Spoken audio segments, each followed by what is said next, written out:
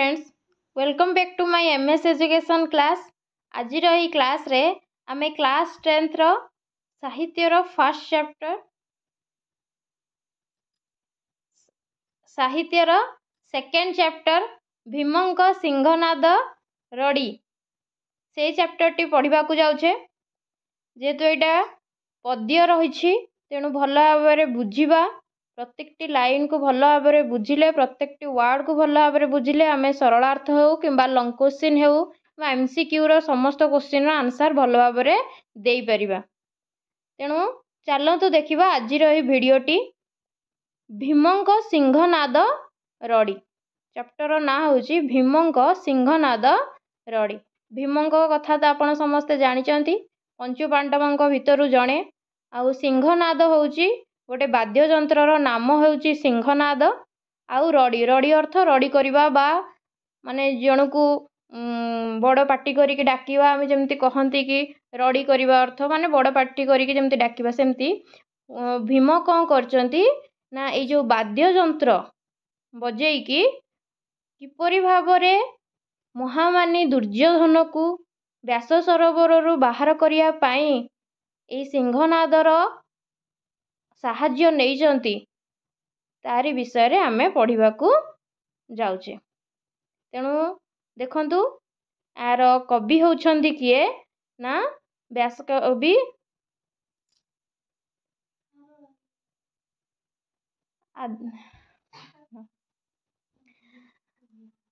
देखंतु एडियारे देखंतु एठी हमर चैप्टर रो कवि होउछंती किए ना सारला दास। सी होउछंती पंचदश शताब्दी रो सारला दास आदिकवि सारला दास आमे समस्ते जानती आदिकवि सारला दास। तेणु प्रथमे सारला दास को विषय कवि परिचय पढ़िबा देन आमे चैप्टर को बुझिबा। कवि परिचय कौन देइछि सारला दास को विषय देखिबा। ओडिया भाषा रे साहित्य रचना करिथिबा आदिकवि सारला दास। तांकर नाम सारलो बा सारला दास। सूर्यवंशी राजा कपिलेन्द्र देवों समकाल अर्थात ख्रीष्टीय पंचदश शताब्दी रे जीवित थिबा जना जाए। आम जेतेबेले ओडिशा रे कपिलेन्द्र देव राजत्व करुथिले ख्रीष्टीय पंचदश शताब्दी रो से होचंती कवि आदिकवि सारला दास।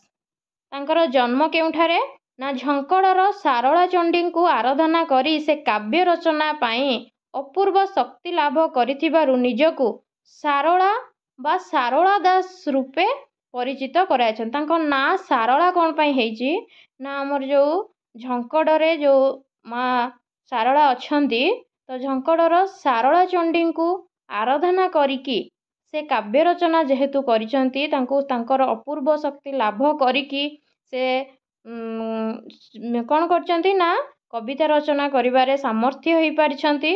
तो सेथि पई से निजको सारला बा सारला दास रूपरे परिचित कराई अछंती। तांकर पितृदत्त नाम हेउची सिद्धेश्वर परिडा। से तांकर माता पिता तांको नाम देइथिले सिद्धेश्वर परिडा। से महाभारत चंडी पुराण विचित्र रामायण भली पुराण मान रचना करी यशस्वी होइसंती। तेणु आदिकवि सारला दासकर अन्य लेखा गुड़ाक कौन कौन ना महाभारत चंडी पुराण एवं विचित्र रामायण ये तीनोटी ताठू अधिका भी आउ किछि भी बहुत जिनस लिखिछंती। ये तीनोटी इंपोर्टेंट तेणु भल भाव मन रखिबा महाभारत चंडी पुराण आउ विचित्र रामायण। तेणु भीमंक सिंहनाद रड़ी विषयटी सारला महाभारत गदा पर्वरु आसीअछि। कवि परिचय एइथिपई हमकु दरकार आमे जेतेबेले लंग क्वेश्चन लिखुचे किंबा जेतेबेले सरलार्थर स्टार्टिंग लिखुचे चैप्टरटा को विषय आनीत होइछि हमकु लिखिया पड़े सेथिपई मध्य 1 मार्क रहिछि। आपण जदि केवल चैप्टर ना आउ एटा को येरु आना माने आसीछि जदि आपण लिखुचंती किंबा कविंकर नामटी जदि भी लिखि दउचंती ताहाले आपण सेठी 1 मार्क किंबा 2 मार्क पाई परबे। एई अनुसार ही मार्किंग हुए। तेणु केतेबेले भी कोनोसी क्वेश्चन छाड़िबे नाही। भीमंक सिंहनाद रड़ी विषयटी सारला महाभारतर गदा पर्वरु आसी। तेणु आपण एठी देखि पारथिबे एई जिंसटा मन रखिबे ए जो विषयटी भीमंक सिंहनाद रड़ी सारला महाभारतर गदा पर्वरु आसी। ଏଇଟା ମନେ ରଖିବେ। ଦେନ୍ ଆମେ ଦେଖିବା ମହାଭାରତ ମହାସମରରେ ଆତ୍ମୀୟ ସ୍ୱଜନଙ୍କୁ ହରାଇ ମହାମାନି ଦୁର୍ଯ୍ୟୋଧନ ଦୁର୍ବାସାଙ୍କ ଉପଦେଶରେ ଆତ୍ମରକ୍ଷା ପାଇଁ ବ୍ୟାସ ସରୋବରରେ ଆତ୍ମଗୋପନ କରିଛନ୍ତି। ଏଠି ଚାପ୍ଟରର କିଛି ସାରାଂଶ ଲେଖିଛି। ଯେତେବେଳେ କୁରୁକ୍ଷେତ୍ର ଯୁଦ୍ଧ ହେଇଥିଲା, ମହାଭାରତ ଯୁଦ୍ଧ କଥା ଆମେ ସମସ୍ତେ ଜାଣିଛନ୍ତି। ଗୋଟେ ପଟରେ ପଞ୍ଚୁ ପାଣ୍ଡବ ଏବଂ ଆଉ ଗୋଟେ ପଟରେ ଥିଲେ କୌରବ। ଆଉ ପଞ୍ଚୁ ପାଣ୍ଡବଙ୍କ ସହିତ ଥିଲେ କିଏ ନା ଶ୍ରୀକୃଷ୍ଣ।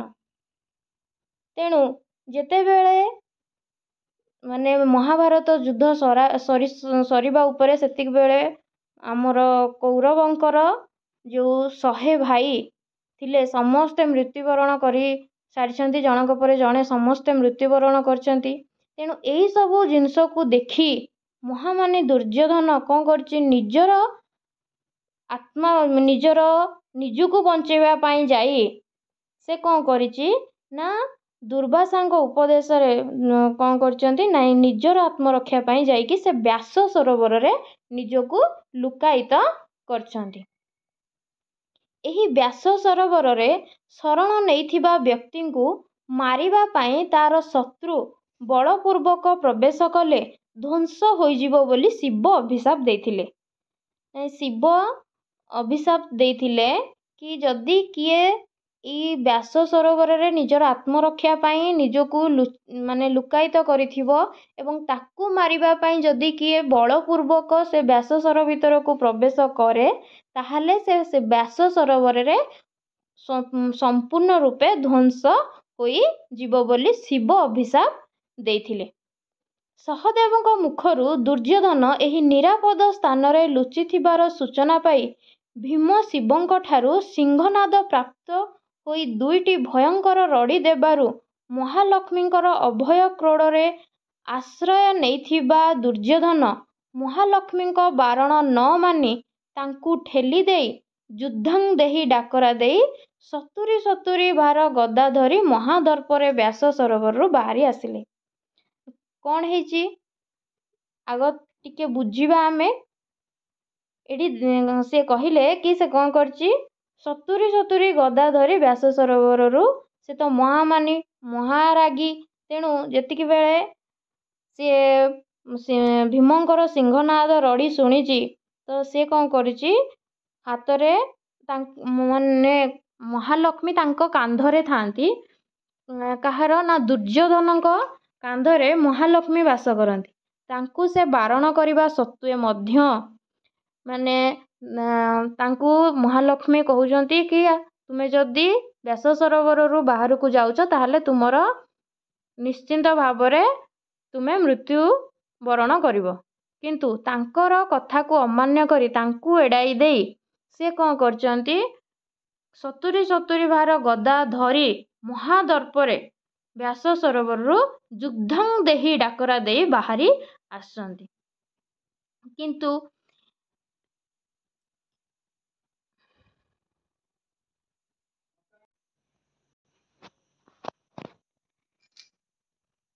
ତେଣୁ ଏଠାରେ ଭୀମଙ୍କ ଦ୍ୱାରା ଶିବଙ୍କଠାରୁ ସିଂହନାଦ ପ୍ରାପ୍ତି, ତାହାର ବାଦନରେ ସୌରମଣ୍ଡଳରେ ଭୟଙ୍କର ପରିସ୍ଥିତି ସୃଷ୍ଟି, ମହାଲକ୍ଷ୍ମୀଙ୍କ ସାନ୍ତ୍ୱନାକୁ ଅଗ୍ରାହ୍ୟ କରି ଦୁର୍ଯ୍ୟୋଧନଙ୍କ ବିରୋଚିତ ସମ୍ମୁଖ ସମରକୁ ଆଗମନ ଆଦି ବିଷୟ ସୁନ୍ଦର ଭାବେ ବିଚିତ୍ର ହୋଇଛି। ତେଣୁ ଏଇ ଚ୍ୟାପ୍ଟରରେ ଆମେ କ'ଣ ପଢ଼ିବା ସେଇ ବିଷୟରେ ଟିକେ ପୂର୍ବାଲୋଚନା କରିଛି। ନା ଏଠାରେ ଭୀମଙ୍କ ଦ୍ୱାରା ଶିବଙ୍କ ଠାରୁ ସିଂହନାଦ ପ୍ରାପ୍ତି।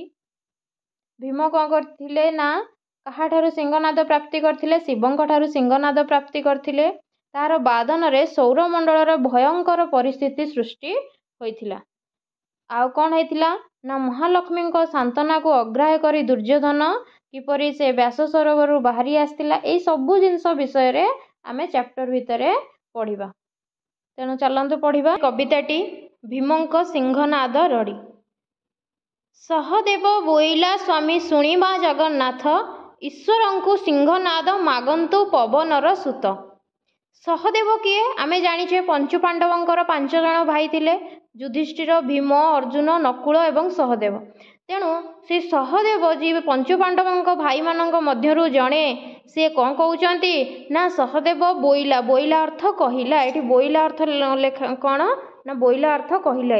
माने सहदेव कहले काहाकू कहउचंती ना स्वामी सुणीमा जगन्नाथ। एठी जगन्नाथ काहाकू कहउचंती प्रभु श्रीकृष्ण को कुहा जाउची। एठी जगन्नाथଙ୍କ सहित तुलना करा जायची, तांकू से स्वामी बोली आख्या करचंती। तेणु सहदेव जगन्नाथଙ୍କୁ बा श्रीकृष्णଙ୍କୁ कहउचंती ईश्वरଙ୍କୁ सिंहनाद मागंतु पवनर सुत। ईश्वरଙ୍କ माने शिवंकु, ईश्वर होउचंती किए ना शिव। शिवंकु सिंहनाद, सिंहनाद गोटे वाद्यर जंत्र जेमती कि मु कहितली, से सिंहनाद मागंतु पवनर सुत। माने मागंतु अर्थ मागिबा, किए मागिबे ना पवनर सुत। पवनर सुत किए? पवनर सुत होउचंती भीम। तेणु पंचु पांडवों भितर जो 5 जण भाई मध्यरु भीम मध्य जणे। से भीम को सहदेव कहउचंती कि सहदेव काहाकू कहउचंती ना प्रभु श्रीकृष्ण को कहउचंती कि आपण भीम को कहंतु कि से शिवंक ठारू सिंहनाद मागिबे। सीए भीम कहीं शिवं को सिंहनाद मागिबे ना जेतेबेले अश्लेष बोली गोटे दैत्य थिला, से दैत्य कौन होता ना कैलाश को उपाड़ी नहीं जाऊला। आमे जानिचे कि ईश्वर जी की शिव से कैलाशवासी, तेणु से कैलाश रे वास करती। से कैलाश को कौन करूला ना अश्लेषा दैत्य उपाड़ी नहीं जाऊला। तो नहीं जाऊथुवा समय रे आमर भीम कौन करथिले ना ऋष्यमुख पर्वत रे भीम थिले। तेणु से भीम को शिव डाकिले एवं भीम कौन करथिले ना अश्लेषा दैत्य को मारी कैलाश को उद्धार करिबारु शिव भीम को वर जाचिथिले। सही वर को स्मरण कराई भीम शिवंक ठारू यह प्राप्त हेले दुर्योधन को व्यास सरोवर बाहर करबा पाई। तेणु एई जो व्यास सरोवर रे किए थिला ना महामानी दुर्योधन लुचि करी व्यास सरोवर रे रहिथिला। से व्यास सरोवर रो महामानी दुर्योधन को बाहर करबा पाई आउ कौनसी उपाय नथिला। तो सेथि पाई भीम कौन करथिले ना ईश्वरंक ठारू सेई सिंहनाद को मागी थिले। गोविंदे बोइले जेबे एमंत अछि भीम, बुद्धि हराई किंपे कलु तु मति भ्रम। तेणु गोविंदे, गोविंद अर्थ होउचंती श्रीकृष्ण। श्रीकृष्ण कहउचंती जदि एमिति कथा अछि, जेतेबेले सहदेव एई कथा प्रभु श्रीकृष्ण को जणाउचंती, सेतिक बेले श्रीकृष्ण कहउचंती कि जदि एमिति किछि कथा अछि ताहले कोन बोइले अर्थ कहिले जेबे एमेंत अछि भीम, एमिति किछि भीमंकर बर अछि, ताहले बुद्धि हराई किंपे कलु तु मति भ्रम। ताहले मति भ्रम काहे होउछ, बुद्धि भ्रष्ट काहे होउछ कि बुद्धि हरा न होई तमे कौन कर जाइंकी ईश्वरंक ठारू सेई सिंहनाद को मागिकी आण। तापर से कौन कहउचंती एबे बहनतु विश्वनाथंकु सिंहनाद माग, रड़ीर नादे मान गोविंद बाहर होउ बेग। एबे माने एई क्षणी बहन, बहन अर्थ जाओ एवं विश्वनाथंकु सिंहनाद माग। विश्वनाथ किए? विश्वनाथ होउचंती शिव। तेणु शिवं को कौन कर ना सिंहनाद माग। रड़ीर नादे मान गोविंद बाहर होउ बेग। मान गोविंद किए? मान गोविंद होउचंती सेई महामानी दुर्योधन, अति गर्वी महामानी दुर्योधन, जी कि व्यास सरोवर रे लुकायित अवस्था रे अछि। तो ताकू बाहर करिबा पाई तेणु तुमे जल्दी जाओ आउ कौन कर विश्वनाथं को बा ईश्वरं को बा शिवं को कौन कर ना सिंहनाद मागिकी नेइकी आस। एबे एही क्षणी ही तुमे जाओ। तापरे कौन कहउचंती ना ध्यानेन चिंतिला से पांडव सुंदर, शासन कंपिला जे देव सूलधर।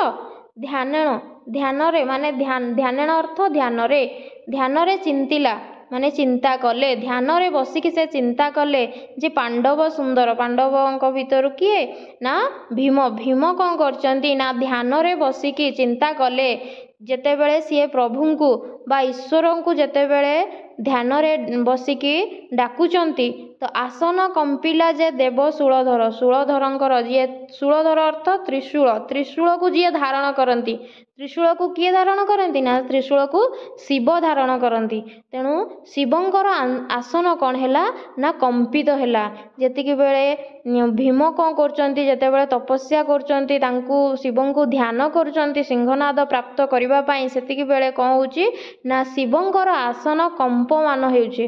ତେଣୁ ତ୍ରିଶୂଳଧାରୀ, ଜଟାଧାରୀ, ସେଇ ଶ୍ମଶାନଧାରୀ ଶିବଙ୍କର ଆସନ କ'ଣ ହେଉଛି ନା କମ୍ପିତ ହୋଇ ଉଠିଲା। ତାପରେ କ'ଣ ଅଛି ଦେଖିବା ଆମେ, ଯେ ଦେବ ପଶୁପତି ଈଶ୍ୱରେ ବୋଇଲେ ଦେବୀ ଶୁଣଗ ପାର୍ବତୀ। ଧ୍ୟାନେଣ ଜାଣିଲେ, ଧ୍ୟାନରେ ସବୁବେଳେ ସେ ଧ୍ୟାନ ଅବସ୍ଥାରେ ଥାନ୍ତି। କିଏ ନା ସେଇ ମହାଦେବ ଶିବ କ'ଣ କରିଥାନ୍ତି, ଧ୍ୟାନ ଅବସ୍ଥାରେ ଥାନ୍ତି। ସେ ଧ୍ୟାନରେ ବସିକି ଜାଣିପାରୁଛନ୍ତି କି କ'ଣ ନା ତାଙ୍କୁ ଭୀମ କ'ଣ କରୁଛନ୍ତି, ମାନେ ତପସ୍ୟା କରିକି ସେଇ ସିଂହନାଦ ପ୍ରାପ୍ତ କରିବା ପାଇଁ ଯେଉଁ ତପସ୍ୟା କରୁଛନ୍ତି, ସେ ଧ୍ୟାନରେ ବସିକି ତାକୁ ଜାଣିପାରୁଛନ୍ତି। କିଏ ନା ସେ ଦେବ ପଶୁପତି, ପଶୁମାନଙ୍କର ଯିଏ ପତି ସିଏ ହେଉଛନ୍ତି ପଶୁପତି, ଯିଏକି ଶିବ ଧ୍ୟାନରେ ବସିକି ଏହିସବୁ କଥାକୁ ସେ ଜାଣିପାରୁଛନ୍ତି। ଈଶ୍ୱରେ ବୋଇଲେ ଦେବୀ ଶୁଣଗ ପାର୍ବତୀ। ଈଶ୍ୱର ଅର୍ଥ ଶିବ। ଶିବ କହୁଛନ୍ତି, କାହାକୁ କହୁଛନ୍ତି, ଦେବୀ। ଦେବୀ ଅର୍ଥ କିଏ ନା ଶିବଙ୍କର ପତ୍ନୀ, ଶିବଙ୍କର ଧର୍ମପତ୍ନୀ କିଏ ନା ପାର୍ବତୀ। ତ ପାର୍ବତୀଙ୍କୁ କହୁଛନ୍ତି ଶୁଣଗ ପାର୍ବତୀ। ଈଶ୍ୱରେ ବୋଇଲେ ଦେବୀ ଶୁଣଗ ପାର୍ବତୀ। ଆମ୍ଭନ୍ତ ସିଂହନାଦ ମାଗୁଅଛି ବୀର ଭୀମା, ତୁମ୍ଭ ବିଚାରକୁ କିସ ଯୋଗାଇଗୋ ଉମା। ଆମ୍ଭନ୍ତ, ଏଇ ଯେଉଁ ଆମ୍ଭନ୍ତ ସିଂହନାଦ ଅଛି, ସେଇ ସିଂହନାଦକୁ କିଏ ମାଗୁଛନ୍ତି ନା ବୀର ଭୀମ। ଭୀମ ତୁମ୍ଭ ବିଚାରକୁ କିସ ଯୋଗାଇଗୋ ଉମା। ତାହେଲେ ତୁମେ ତୁମ ବିଚାର ଅନୁସାରେ କ'ଣ କହୁଛ। ଯେହେତୁ କୌଣସି ଗୋଟେ ଡିସିସନ୍ ନେବାର ଅଛି, ଯାହାକି ପୃଥିବୀର ମାନେ ସେ ସିଂହନାଦ ରଡ଼ି ଯେତେବେଳେ ହୁଏ ପୃଥିବୀରେ ପ୍ରଳୟ ଆସିଯାଏ, ତେଣୁ ତାର ସଜେସନ୍ ପାଇଁ ବୋଲି କ'ଣ କରିବା, ତ ସେଥିପାଇଁ ବୋଲି ଶିବ କ'ଣ କରୁଛନ୍ତି, ତାଙ୍କର ଧର୍ମପତ୍ନୀଙ୍କୁ, ତାଙ୍କର ପତ୍ନୀ ପାର୍ବତୀଙ୍କୁ କ'ଣ କରୁଛନ୍ତି, କିଛି ସଜେସନ୍ ମାଗୁଛନ୍ତି କି ଆମେ କ'ଣ କରିବା। ଯେହେତୁ ଭୀମ ଏଇ ସିଂହନାଦ ପାଇଁ ମାଗୁଛନ୍ତି, ତ ତାର ଉଦ୍ଦେଶ୍ୟରେ ତୁମେ କ'ଣ ଚିନ୍ତା କରୁଛ, ତାଙ୍କୁ ଦେବା ନା ନାହିଁ। ତେଣୁ ଯେତିକି ବେଳେ ଶିବ ପଚାରୁଛନ୍ତି ପାର୍ବତୀକୁ ତୁମର ବିଚାର ଆ ବିଷୟରେ କ'ଣ ଅଛି, ତେଣୁ ଉମା କ'ଣ କହୁଛନ୍ତି, ଉମା ଅର୍ଥ ଏଠି ପାର୍ବତୀ। ଉମା ହେଉଛନ୍ତି କିଏ ନା ପାର୍ବତୀ। ତୁମ୍ଭ ବିଚାରକୁ କିସ ଯୋଗାଇଗୋ ଉମା। ତାହେଲେ ତୁମର ବିଚାର ଏହି ଉଦ୍ଦେଶ୍ୟରେ କ'ଣ ଅଛି। ତାପରେ କ'ଣ ହେଉଛି ନା ପାର୍ବତୀ ବୋଇଲେ ଭୀମସେନ ଆମ୍ଭ ଉପୁଗାରି, ବେଳେ ବେଳେ ପାଣ୍ଡବେ ଆମ୍ଭ କପିଳାସ କଇଁ ଉଦ୍ଧରି। ତ କ'ଣ କହୁଛନ୍ତି ପାର୍ବତୀ, ପାର୍ବତୀ ବୋଇଲେ ଭୀମସେନ ଆମ୍ଭ ଉପୁଗାରି, ଉପୁଗାରି ଅର୍ଥ ଆମର ଉପକାରୀ, ଆମର ଉପକାର କରିଛନ୍ତି ସିଏ। ଯେତିକି ବେଳେ ଅଶ୍ଳେଷା ଦୈତ୍ୟ କପିଳାସକୁ ଉପାଡ଼ିକି ନେଇଯାଉଥିଲା, ସେତିକି ବେଳେ ସେହି ଭୀମ ହିଁ ଆମକୁ ରକ୍ଷା କରିଛନ୍ତି। ତାଙ୍କ ଯୋଗୁଁ ଆମେ କୈଳାସକୁ ଉଦ୍ଧାର କରିପାରିଛନ୍ତି। ତେଣୁ ଯେହେତୁ ସିଏ ଆମର ଉପକାରୀ ଅର୍ଥ ଉପକାରୀ, ବେଳେ ବେଳେ ପାଣ୍ଡବେ ଆମ୍ଭ କପିଳାସ କଇଁ ଉଦ୍ଧରି। ଆଉ କ'ଣ କରୁଛନ୍ତି, ବେଳେ ବେଳେ କ'ଣ କରନ୍ତି ନାଇଁ ପାଣ୍ଡବମାନେ କ'ଣ କରନ୍ତି ନା କପିଳାସକୁ ଉଦ୍ଧାର କରିଛନ୍ତି। ପାଣ୍ଡବମାନେ କ'ଣ କରିଛନ୍ତି ନା କପିଳାସକୁ ଉଦ୍ଧରି ଅର୍ଥ ଉଦ୍ଧାର କରିବା। ତ ବହୁ ସମୟରେ କ'ଣ କରିଛନ୍ତି ନା କପିଳାସକୁ ପାଣ୍ଡବମାନେ ହିଁ ଉଦ୍ଧାର କରିଛନ୍ତି। ତେଣୁ ଭୀମସେନ ହେଉଛନ୍ତି ଆମର ଉପକାରୀ, ଆମ ଉପରେ ତାଙ୍କର ଉପକାର ରହିଛି। ତାପରେ କ'ଣ ହେଉଛି, ସତ୍ୟମନା ଇଛି ଦେବ ଯେ ତ୍ରିପୁରାରୀ, ପାର୍ବତୀ ବୋଇଲେ ସିଂହନାଦ ଦିୟସି ବହନ, ପାଣ୍ଡବକ ହେତୁ ତୁମ୍ଭେ ବ୍ରତୀ ଅଛ ତ୍ରିଲୋଚନ। ସତ୍ୟମନା ଦେବ ଯେ ତ୍ରିପୁରାରୀ, ସତ୍ୟମନା ତମେ ସତ୍ୟ କରିଛ, ତାଙ୍କଠି ତମେ କ'ଣ କରୁଛ, ସତ୍ୟମନା। ଯେତିକି ବେଳେ ସେ ତାଙ୍କ ଉପରେ ପ୍ରୀତ ହେଇଥିଲେ କୈଳାସକୁ ନେବା ସମୟରେ, ଯେତେବେଳେ ତାଙ୍କୁ କୈଳାସରୁ ସେ ତାକୁ ଉଦ୍ଧାର କରିଥିଲେ, ସେତିକି ବେଳେ ତାଙ୍କ ଉପରେ ପ୍ରୀତ ହେଇକି ତାଙ୍କୁ ବର ଯାଚିଥିଲେ ଶିବ। ତେଣୁ ସେତିକି ବେଳେ ଭୀମ କହିଥିଲେ କି ମୁଁ ଯେତେବେଳେ ମୋର କିଛି ଦରକାର ହେବ ତାହେଲେ ମୁଁ ଆପଣଙ୍କ ଠାରୁ ବର ମାଗିନେବି। ଯେହେତୁ ଆପଣ ସତ୍ୟ କରିଛନ୍ତି, ସତ୍ୟମନା ଅଛି ଦେବ ଯେ ତ୍ରିପୁରାରୀ। ତ୍ରିପୁରାରୀ ଅର୍ଥ କିଏ ନା ଶିବ, ଯିଏ ତିନିପୁରର ତ୍ରିପୁରାରୀ, ଯିଏ ତିନିପୁରର ରାଜା, ଯିଏ ତିନିପୁରର ମାନେ ଈଶ୍ୱର, सी होउचंती किए ना त्रिपुरारी किए माँ शिव। तेणु जेहेतु आपण कौन करछंती भीमंक आगरे सत्य करछंती तेणु आपण कौन करंतु ना से सिंहनाद को भीमंकु अर्पण करंतु। पार्वती बोइले सिंहनाद दियसी बहन पांडवंक हेतु तुम्भे व्रती अछ त्रिलोचन।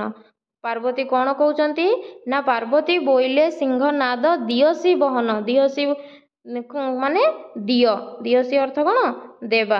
तेणु तमे कौन कर ना पांडवंकु कौन कर ना सिंहनाद दिय।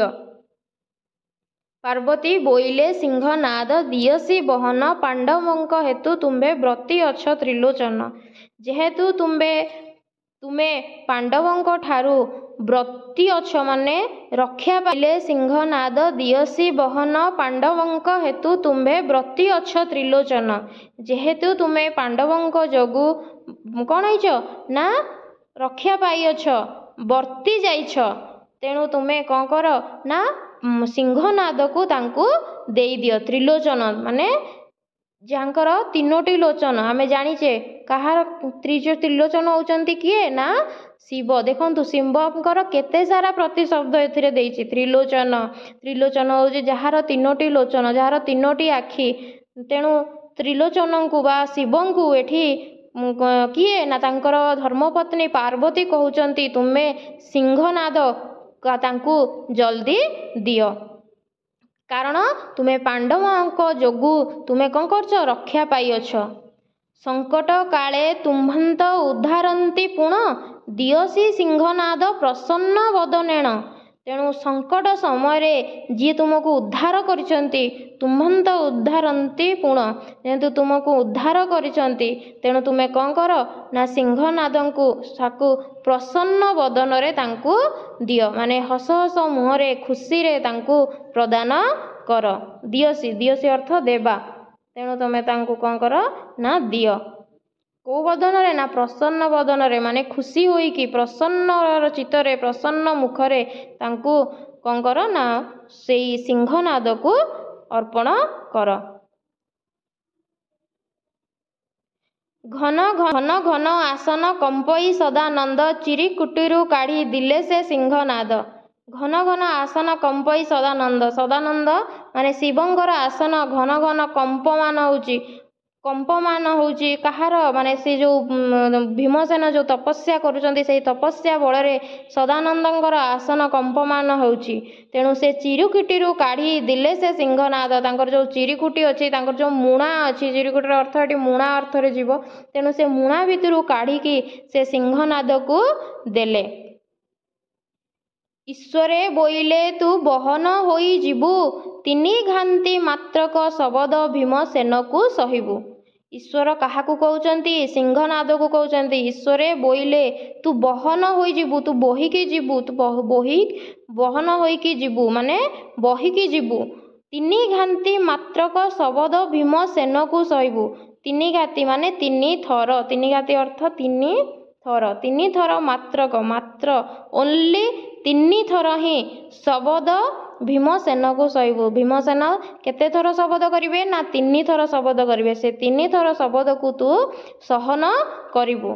सिंहनाद आसन्ते प्रसर पवन शबदे कंपु अछि मृत्युजे भुवन। सिंहनाद आसन्ते प्रसर पवन सिंहनाद जेतिकी बेले आसिला कौन हो गला प्रसर पवन माने पवन पूरा जोरे बहिबाकू लागिला प्रसर पवन शबदे कंपु अछि मृत्युजे भुवन माने मृत्युजे भुवन मृत्यु भुवन कोउटा ई मर्त्यपुर को एठी मृत्युजे भुवन कहैछि माने जमपुर मृत्युपुर एई मर्त्यपुर रे कौन होइछि कंपमान हैला शबदे कंपु अछि मृत्युजे भुवन भुवन कौन होउछि माने ई पृथ्वी कंपमान होउछि। कालानल जानी विकासी सिंहनाद ज्योति कालानल माने निया निया जानी विकसी सिंहनाद ज्योति आदित्य हूँ शतगुणे तेज विकसंती।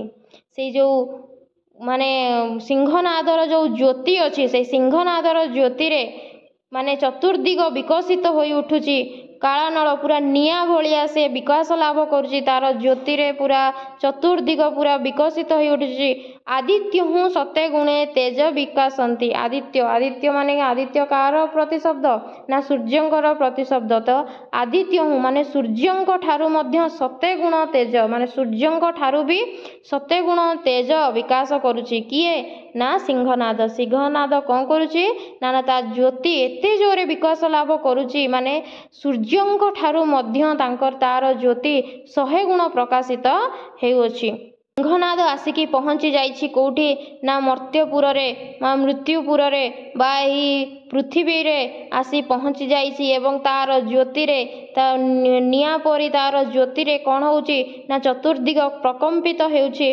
तार माने सूर्यंक ठारू भी 100 गुण विकास लाभ करुछि तार तेजमय होई उठिछि तेणु पूरा पृथ्वी रे प्रलय आसी जाइछि दुईटा पार्ट रे आमे डिवाइड करदबा ये गोटे पार्ट रहिबो आर सेकेंड पार्ट मु आपण मानक पई शीघ्र नै कि आसीबी जहाँकि जदि आमे टोटाल पूरा गोटे पार्ट करवा ताहले वीडियो बहुत लेंदी हो तेणु आई होप कि आपण मानक मु जेतिकी बुझेइली आपण माने भल भाव में बुझी पारिथिबे आउ मु आर नेक्स्ट वीडियो निश्चित भाव में जल्दी नहीं आसीबी आर पार्ट 1 रहिबो आउ चैप्टर शेष कले मु सेटा पार्ट 2 रे आपण मानक पई नै कि आसीबी तो thank you all of you आपण मानक जदि वीडियोटी भल लागिला आपण माने जदि भल भाव में चैप्टरटी को भल भाव में बुझी पारिथिबे ताहले निश्चित भाव में लाइक शेयर कमेंट करेंगे एवं निश्चित भाव में चैनल टी को सब्सक्राइब कर रखंतु जेमिति कि मोर फास्ट नोटिफिकेशन आपण मानक पाखरे पहुँची पारिबो पाखरे थिबा बेल आइकन को निश्चित भाव में प्रेस करंतु